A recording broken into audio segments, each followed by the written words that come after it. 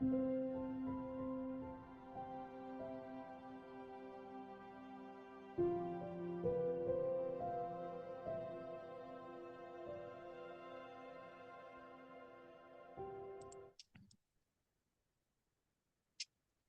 everybody. Welcome back to the Hazel and Mia Podcast. We are so happy to see you today. It has been an awful week weather-wise. The heat has been just unbearable. We're back in the close to 100-degree temperatures, and you just want to stay inside most of the time because it's so uncomfortable outside. It does make it hard at night to sleep comfortably. Yes. So hopefully next week, the hot temperatures will be gone. Hazel is shaking her head. No, don't do that to me, Hazel. We've got another heat wave coming in next week in the UK. Just don't send it over this way, please. Well, no, I like to share. That is wonderful.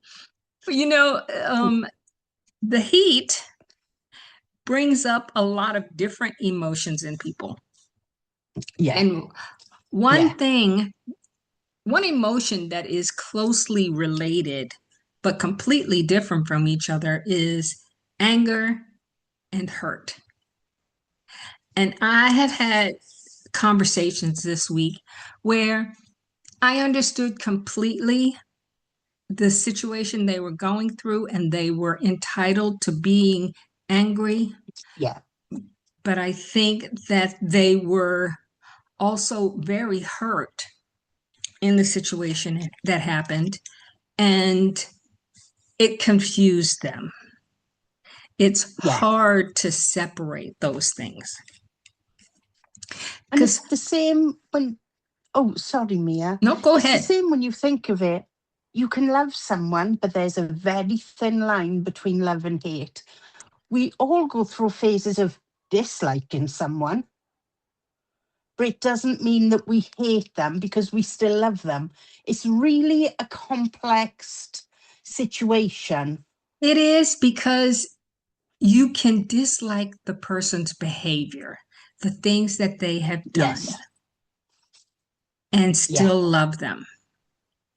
You know, when you're having a conversation and someone says to you something like, "This has affected me," that's coming from a place of hurt. But when they say something needs to change, that comes from a place of anger. Hurt, some emotional pain that comes from feeling rejected, betrayed, abandoned. Yeah. And it tends to pull inward. You can almost feel the hurt in your chest, the pain that you're going through. And when you hurt... Oh, sorry. I was going to say, it's not just that. On times, you don't know how to feel. Because you're trying to find out what your emotions are doing, because they're on a roller coaster, and that's really natural as well. Exactly. That's when you may get quiet, you may cry, withdraw, take yourself out of a group setting, and you're going to wonder, why wasn't I enough? Yeah. But now anger, that tends to push back, and it pushes outward. And it appears when something feels unfair, threatening, disrespectful.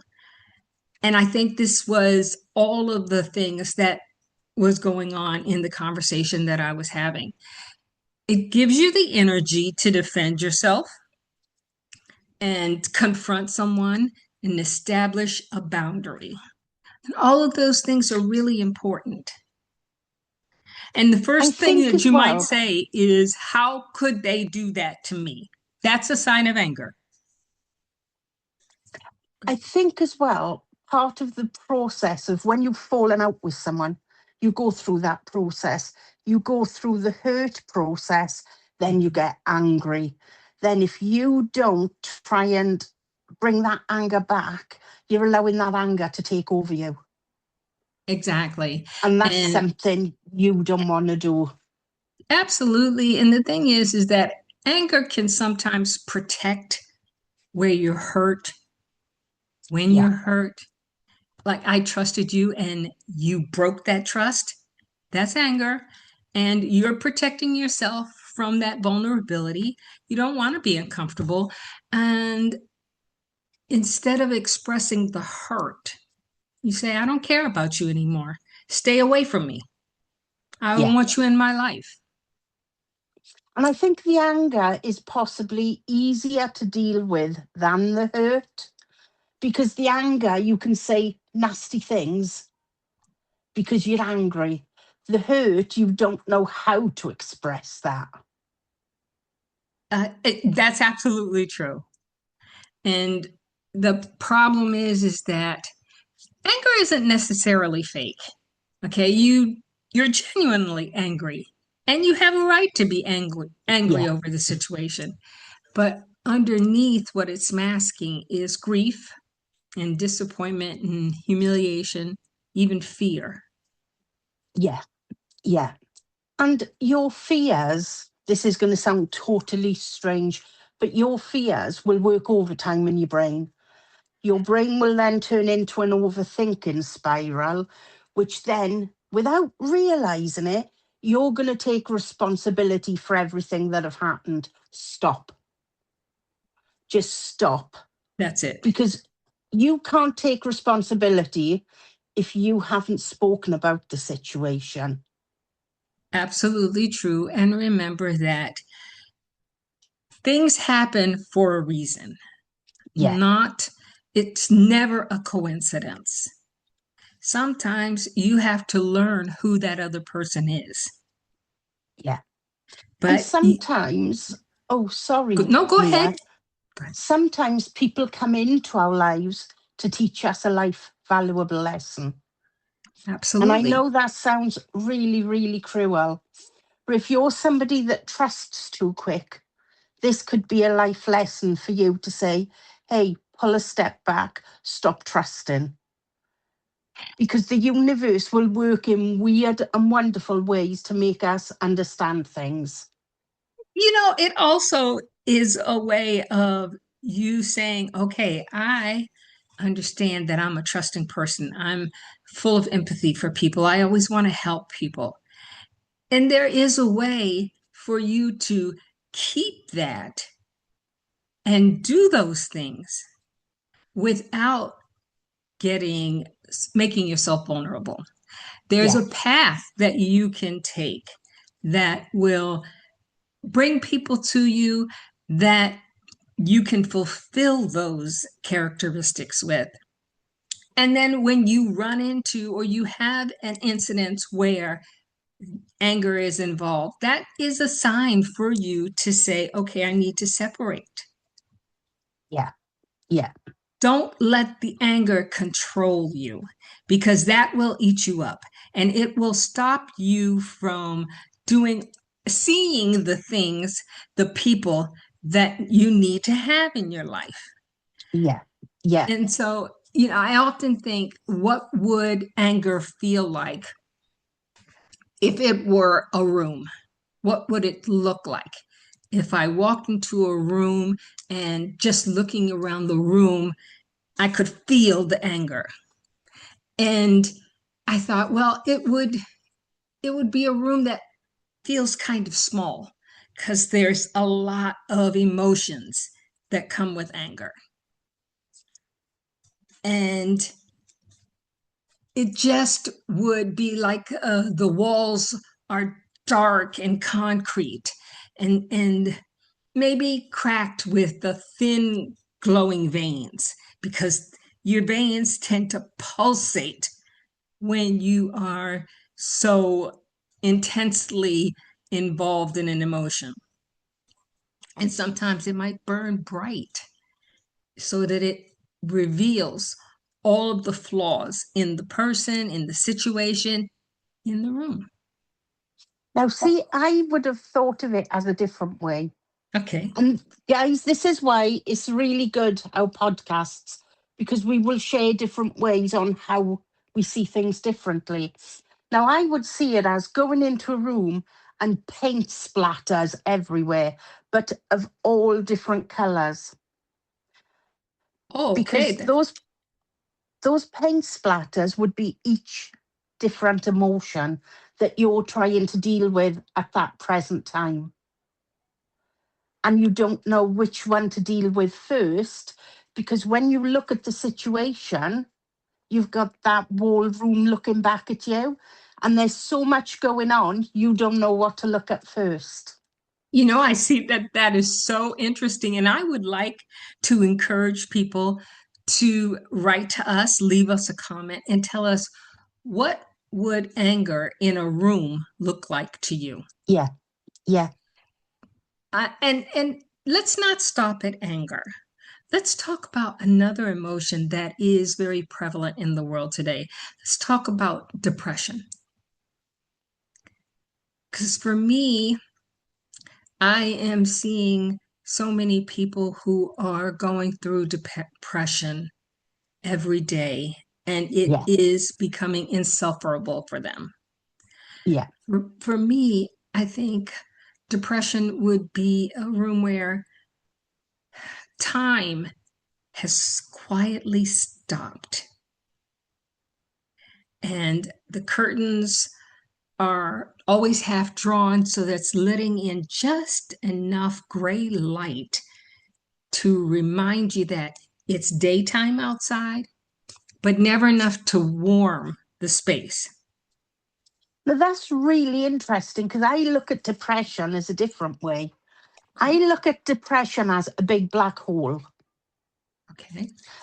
And when I'm speaking to clients, I always say, you're at the bottom of that big black hole, but you need to imagine that there's a long ladder going to the top.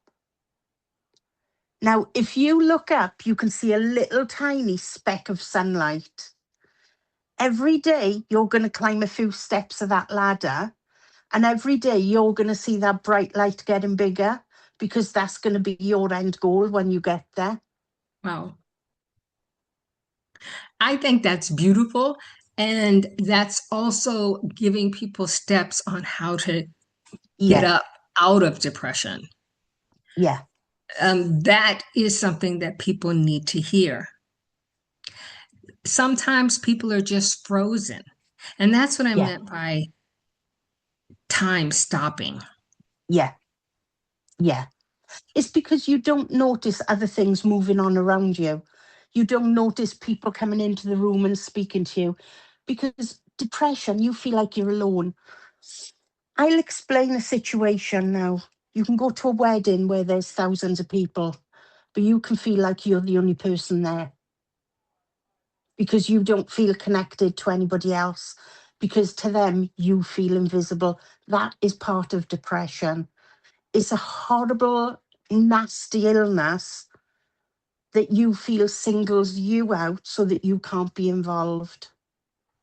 And the thing is that there are so many people who are going through depression that Yeah, um, you can be in an event where there are millions of people around and hundreds of thousands of people are feeling that depression and feeling yeah, like they're alone amongst other people who are going through the same thing.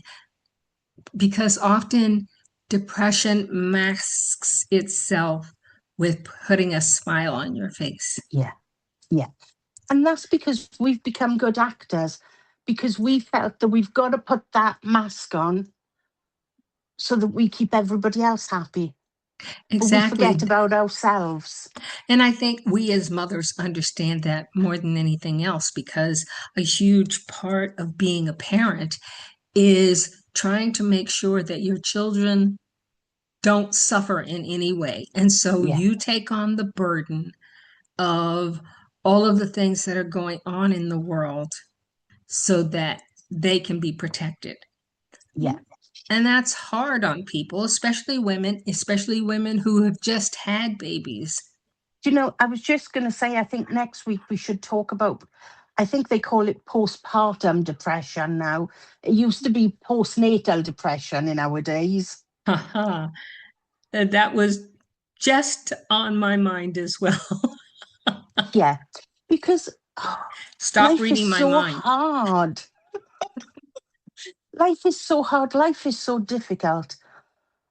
I always say, we are living in hell down here, as you've probably heard me say before, and we are learning how to deal with it. Because You know, some, I'm sorry. Go ahead. when people say when you die, you can either go to hell or heaven, no, guys, we are living hell now. Heaven is such a brighter place, but you can't go there until they're ready to pick you up anyway.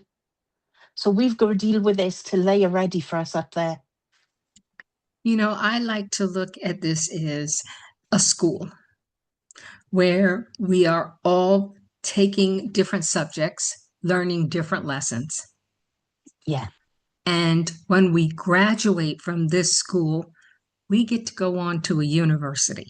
People are so afraid of death. But when I look at this as more of an experience that I was meant to have, I look forward to the other stages. Yeah. Yeah. So go ahead. The strange thing is, I'd also be intrigued of our viewers to know why they're afraid of death. Why are you afraid of dying? Literally, I think people are afraid of what they don't understand. Yeah. You know, and honestly, I also believe that those that impression of death has been fed to us since the day we were born. Yeah. That we were made to believe that death was dark and full of mean, dirty, nasty things. As I don't know if many of the guys know, but I'm actually a medium as well. I can tell you now, death is nothing like they've made out. Yes, when somebody passes away, they have a process to go through. It's not where they die in the morning and they're in heaven in the evening. That's not how it works, guys. It's really not.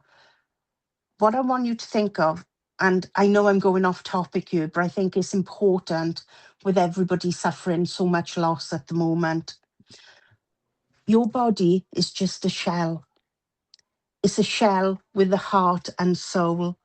So when somebody passes away, all that's left to cremate or to bury is that shell. That soul, that body will still be together. And they'll be doing their own process to go to heaven. That's why we always say leave it 6 months after a loved one have passed from mediumship reading, because the process they've got to go through, the same as we have to go through the grieving process. Exactly. And honestly, when we are grieving so much for a loved one, it makes it harder for them to complete the process because they loved you while they were here. They will love you when they go on. Yeah. And if they see that you are in such pain, they want to stay to try and comfort you. It's us who have been trained to go through also a process and not learning to let go and recognize that, okay, they had to graduate. They now are doing so many more things that they could do when they were here. Yeah. Yeah. And guys, I know it's difficult. Me more than anyone, because I become one of the youngest in my family to practically the oldest. Within a few years, I lost my parents, my grandparents, my auntie, my uncle, my mum, the lot. My life just blew apart. But you know what? I have peace knowing that they're in a better place, because with the older people, there was health issues. They're Yeah. out of pain now. My brother was an addict. He's in a better place now because he can no longer cause damage to himself or hurt anyone with the things that he done. Yeah. And that's the way you have to look at it. Don't look at death as in a negative way. I see birth is something to celebrate. The day you're born, there's the case of your book. Your life in between your pages is your story. Your story comes to an end when your end cover is there, because that's when you go to heaven. That book is your legacy. That legacy gets passed down from generation to generation to generation. And that's the way I always say, take photos, use free prints to get those photos printed, because in years to come, your grandchildren, your great grandchildren, they're all going to want to know about your life. So make your little book exciting for the people coming behind you. Don't put everything down in your book, because everybody deserves a couple of secrets, but write your own story. Yeah. Yeah. And write the story that you want to fulfill for yourself. Yes. Yes. Writing it down helps you to reach those goals. Yeah. And think of the fun. Think of the fun the generations behind you are going to be laughing at, saying, look what she had on. You know, like we did with our grandparents. And I look at photos of myself when I was younger and think, oh my God, what have they put me in? You know, and things like that. And that's going to be fun things for them to look back on. Absolutely. And, you know, how many times have you asked your parents or your grandparents, what was it like when you were a child? Yeah. What kind of things did you experience? What was the world like during that time? Because it's important for those stories to be shared so that people can see, hey, they went through something similar to what I'm going through. Yeah. And they survived. Yeah. And that's the thing. They're telling us stories that we will later on tell our grandchildren, who later on will tell their grandchildren. And that's how you keep families alive. Exactly. Exactly. I said to someone the other day that she was still grieving the loss of her mother. And I said, but you're a part of your mother. So how could your mother die? Yeah. And that's something that we all have to recognize. Our mothers gave birth to us. Our fathers were a huge part of that. We are a combination of those two people, and they go on living through us. Yeah.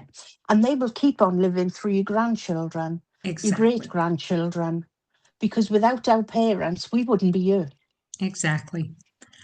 So, you know, we have a plethora of emotions that we deal with, and the outside world doesn't necessarily help us with those emotions, but finding your tribe is important. Yeah. They're going to be the ones who say, you know, I see your big heart. And I also see the hurt that that person is causing you. I'm here for that. Yeah. I'm here to help you through it. And if you need that bar of chocolate because it makes you feel better, go and get that bar of chocolate. Get one for me, please. And that's the thing. Sometimes some people feel that they need to have something just sweet so that it settles their receptors in their brain. That's understandable as well. Just let yourself live. Yes. Enjoy the things that are in front of you. Recognize that all you have is now. So live in the moment. Enjoy that moment. Yes. When you find yourself going through depression or having an experience that causes you anger or hurt, live through it. Yes. And guys, if the doctors give you medication, don't be embarrassed. Don't be embarrassed. They've given it to you as to give you a little helping hand. And believe you me, more people will be on it than not on it that you have in your little friendship circle. So if the doctor feels you need that little helping hand, take it.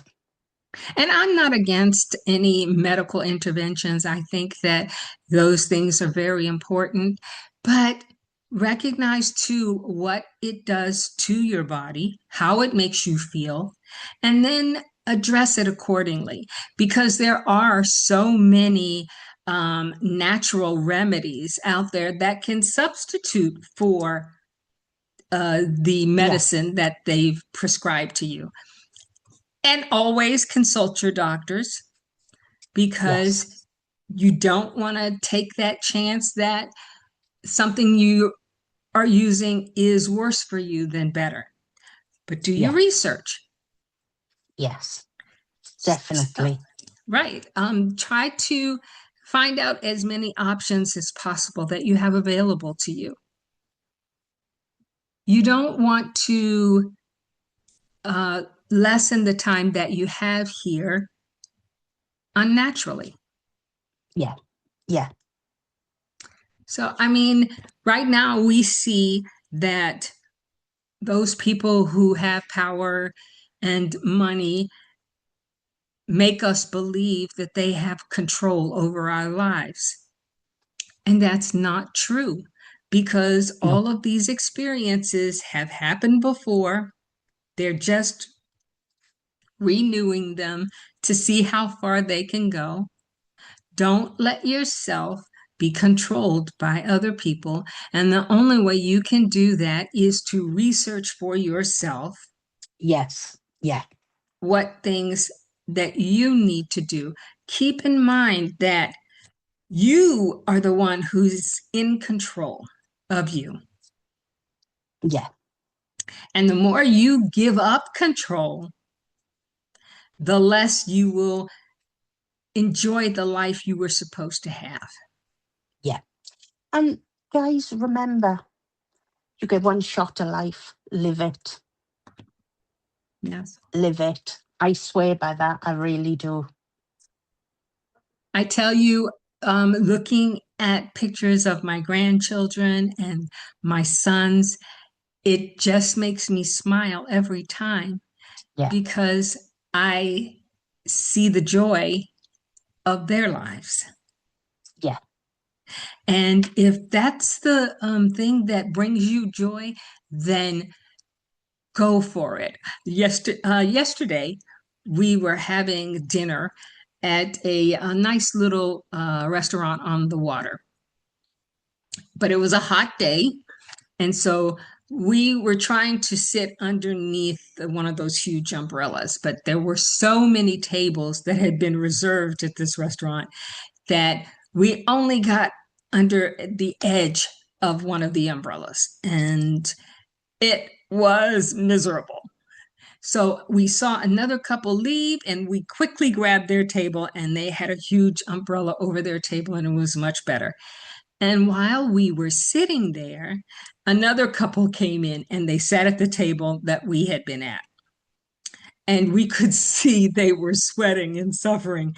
And so we said, why don't you come over here and sit with us? And they joined us, and we started talking, and you would have thought we had been friends for years. Yeah. And she was showing me pictures of her grandchildren, and I'm talking about my grandchildren.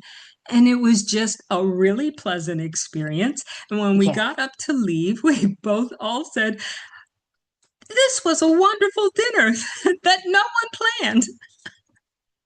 But sometimes they're the best ones. Exactly. And learning to share that joy was the best part of the evening. Not to, and they thanked us. They were like, oh my gosh, today people don't think about doing things like that. They would never join strangers at a table. No. So I was glad. And that's the difficult thing. Like, I'm sat here now with the back door closed. Mm-hmm. My neighbours that side are having a birthday party. Okay. Guys, be considerate to your neighbours. I had a line full of whitewashing out. They lit the barbecue. Oh, I've had to Mhm.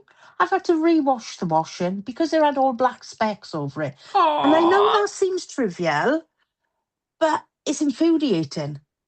Because, guys, think about other people when you make decisions. yes, No qualms with having a birthday party, but if they'd said we're going to light the barbecue, that would have been totally different. I'd have been right, okay, I'll just go and get it all in. And it's little things like that that can make life better for everybody else. that's true. And even if they had offered to rewash the clothes for you, that would have been helpful as well. You know, I want to thank you, Hazel. This has been a really good ending to my Sunday evening. And I hope that you all enjoyed this conversation as well. Please don't forget to send us your comments about how your room feels when you are Yeah, having an emotional experience. It can be jealousy, yeah. it can be hate. As Hazel has said, that there is a thin line between love and hate. And it can be confusion, it can be fear. Yeah. It Tell can be us all what of them messed up into one. it can be. And that can be a crowded room for you. Yeah, yeah. And we understand it, guys. We understand it. If you've got something like ADHD, your brain is working all the time constantly anyway. Exactly. Bipolar, we understand. You can flick it to change a switch. You can be emotional 1 minute, happy the next. There's so many disorders and ailments out there that can make you feel different to other people. And we understand that as well. And recognize that you are different to other people, and that's Yeah, okay. We all should yeah. not be the same. No, it'd be boring world if we were. Exactly. It'd be like wearing a gray suit every day, and everybody around you is Yes. wearing a gray suit as well. Yeah, So, yeah. everyone, please enjoy the weekend, enjoy this episode, and we hope to see you again next week. Um, and don't forget to like and give us a thumbs up on the video and leave us a comment. We really want to hear from you. Send us your questions too. And don't forget, guys, if you've got any questions on the process of passing over, send them as well. Excellent. Goodbye, everybody. It was great to be here today. Bye.